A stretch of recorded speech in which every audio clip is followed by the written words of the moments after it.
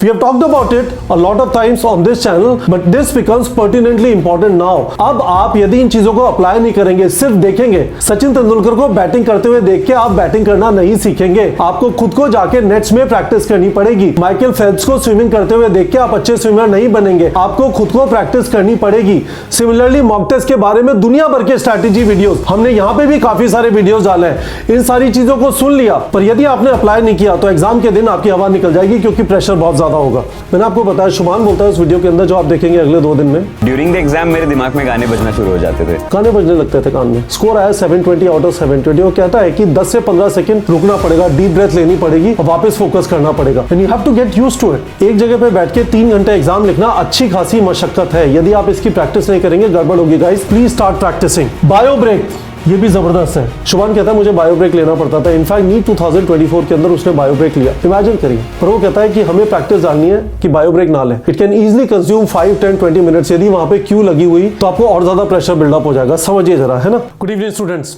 16 मार्च से हमारी classroom test series start हो रही है, जिसका नाम है T7। 16 मार्च क्यों इंपॉर्टेंट है? 16 मार्च से 7 हफ्ते बचेंगे और उन 7 हफ्तों के अंदर मॉक टेस्ट को किस नजरिए से देखना है। एक जगह पे बैठना है, 3 घंटे बैठना है, अपने घर पे नहीं बैठना, किसी और जगह पे जाके बैठना है, फोकस रखना है और वो सारी चीजों को अप्लाई करना है जो आप नीट एग्जाम के दिन 4 मई 2025 के दिन अप्लाई करेंगे।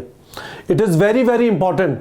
आप अभी एक वीडियो देखेंगे अगले 2 दिनों में शुभान सेन गुप्ता का, जिसमें उसने दुनिया भर की चीजें डिस्कस की हैं। कैसे जब वो पेपर लिखता था उसके दिमाग में गाने बजना चालू हो जाते थे, and then he would stop and try and figure out कि कैसे अपने डिस्ट्रैक्शन को बंद करूं। कैसे उसने नीट एग्जाम के दौरान एक बायो ब्रेक लिया और कैसे वो किसी को जानता था जिसके 710 नंबर आ सकते थे, बट सफिशिएंट प्रैक्टिस नहीं की पेन पेपर OMR फॉर्मेट में एग्जाम लिखने की, और उसकी वजह से फाइनल स्कोर आया 450। So it is very very important. इस टाइम से 16 मार्च दूर है, पर रियलिटी ये है कि आज जब 4 मार्च है, 12 दिन बचे हैं, कुछ चीजें अभी से करना चालू करनी पड़ेंगी यदि आप 16 मार्च से उस वाले माहौल में एग्जाम लिखना चाहते हैं जो आप 4 मई को एनकाउंटर करेंगे। तो सबसे पहले T7 का मतलब 7 weeks 7 full syllabus test. neetprep.com पे हमने शुरू से टेस्टिंग के ऊपर फोकस रखा है। अलग अलग जगह पे स्टूडेंट्स को अंदर आने का मौका मिलता है। इस समय पे 280 प्लस सेंटर्स हैं ऑल ओवर इंडिया। यदि आपको लेट पता चल रहा है neetprep.com के बारे में, फर्क नहीं पड़ता, नीचे गूगल फॉर्म का लिंक है, उस पर अपने डिटेल भर दीजिए। कोई आपको कॉल करके T7 क्लासरूम टेस्ट सीरीज के बारे में बता देगा। 16 मार्च से हर हफ्ते टिल 27 अप्रैल आपके फुल सिलेबस टेस्ट होंगे एट 280 सेंटर्स अक्रॉस इंडिया। दूसरी चीज, हर हफ्ते कम से कम एक टेस्ट आपको एग्जैक्टली उस वाले माहौल में लिखना है जैसा आप नीट 2025 में एनकाउंटर करेंगे। मैं स्पेसिफिकली कुछ चीजें आपको बता देना चाहता हूं, इस चीज की आदत डालिए।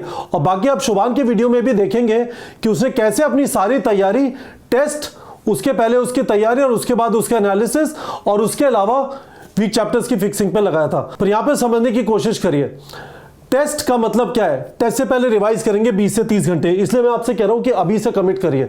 यदि आप T7 ज्वाइन करना चाहते हैं 16 मार्च से पहले अभी 12 दिन बचे हुए हैं, अभी से आपको तैयारी करनी पड़ेगी, नहीं तो 20 से 30 घंटे का रिवीजन नहीं हो पाएगा। नहीं तो आप सब कुछ छोड़ के बैठ जाएंगे, सिर्फ रिवीजन करेंगे, that is also not desirable. हर रोज 4 से 5 घंटे रिवाइज करना है जिससे आप 16 मार्च के टेस्ट के लिए रेडी हो। किस सीक्वेंस में टेस्ट अटेम्प्ट करेंगे? Bio, chemistry, physics, physics, chemistry, bio, chemistry, physics, bio, whatever it is, your sequence is your own sequence. पर अपने दिमाग में मत बैठाइए, इसको टेस्ट में अप्लाई करिए। आपके दिमाग में यह भी होना चाहिए कि आपका टाइम मैनेजमेंट का मेथड क्या होगा। मोटा मोटा आपके दिमाग में ब्रेकअप होना चाहिए। शायद बायो में 50 मिनट में करने की कोशिश करूंगा इंक्लूडिंग OMR फिलिंग 90 क्वेश्चन। शायद मैं केमिस्ट्री कंप्लीट करने की कोशिश करूंगा including OMR filling 45 questions in 50 minutes, और शायद मैं फिजिक्स कंप्लीट करने की कोशिश करूंगा 45 क्वेश्चंस इन 70 मिनट्स।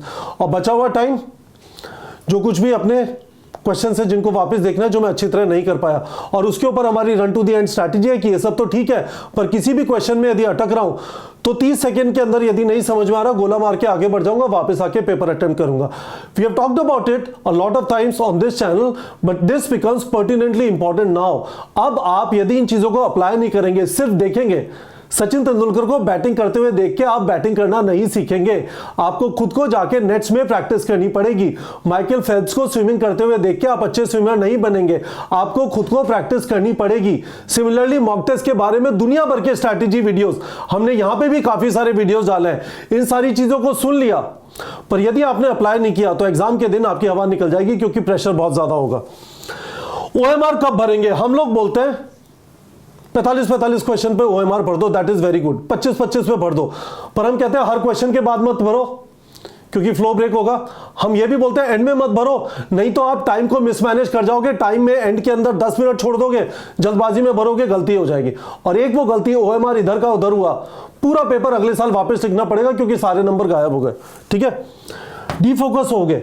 मैंने आपको बताया, शुभान बोलता है उस वीडियो के अंदर, जो आप देखेंगे अगले 2 दिन में, गाने बजने लगते थे कान में। स्कोर आया 720 आउट ऑफ 720। वो कहता है कि 10 से 15 सेकंड रुकना पड़ेगा, डीप ब्रेथ लेनी पड़ेगी और वापस फोकस करना पड़ेगा, and you have to get used to it. एक जगह पे बैठ के 3 घंटे एग्जाम लिखना अच्छी खासी मशक्कत है। यदि आप इसकी प्रैक्टिस नहीं करेंगे, गड़बड़ होगी गाइस। Please start practising.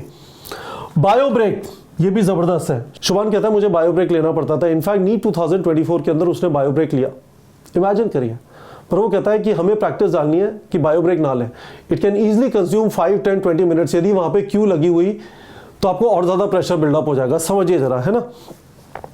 और फाइनली एक अनजान जगह जहां पे आप पहले नहीं गए, उस जगह पे बैठ के प्रेशर, एग्जाम के प्रेशर को फील करना। घर में वो प्रेशर फील नहीं होता, मन करता है चलो उठ के पानी पी लेंगे, थोड़ा ब्रेक ले लेंगे, बाद में extra time. All of that is nonsense. इस चीज की अभी से आदत डालिए, वापस समझिए। आप किस चीज की प्रैक्टिस करने की कोशिश करें, कम से कम 7 बार स्टार्टिंग 16 मार्च। एक जगह पे बैठेंगे, अनजान जगह पे बैठेंगे, क्लासरूम टेस्ट के अंदर, पेन पेपर ओएमआर फॉर्मेट में लिखेंगे और आदत डालेंगे कि हम सुपर फोकस कैसे कर सकते हैं और इन सारी चीजों को कैसे कंट्रोल कर सकते हैं। यदि आप इस चीज की अभी प्रैक्टिस नहीं करेंगे, आप अननेसेसरीली अपनी परफॉर्मेंस, अपनी मेहनत के साथ नाइंसाफी कर रहे हैं। तो guys, this is pretty much it. मैं आपको इस चीज के ऊपर वापस एम्फेसाइज कर देना चाहता हूं, रिवाइज करना चालू करिए। हर टेस्ट में 20 से 30 घंटे का रिवीजन डालिए। और ये सारी चीजें जो मैंने बोली हैं, मेरे बोलने से फर्क नहीं पड़ेगा यदि आप इसे अप्लाई नहीं करेंगे। हर हफ्ते एक टेस्ट इस तरह से देना है मानो नीट 2025 वाला टेस्ट है, फुल सिलेबस का, and you will feel very very good. You will clearly see improvement in yourself और आपका कॉन्फिडेंस बिल्डअप होगा और बहुत ज्यादा जो टेस्ट एंग्जाइटी होती है उस प्रैक्टिस के बाद गायब हो जाएगी। ठीक है बच्चों, तो मुझे आपसे वीडियो के कमेंट सेक्शन में ये कमिटमेंट चाहिए, इन चीजों को हर एक टेस्ट में अप्लाई करेंगे। ठीक है बच्चों।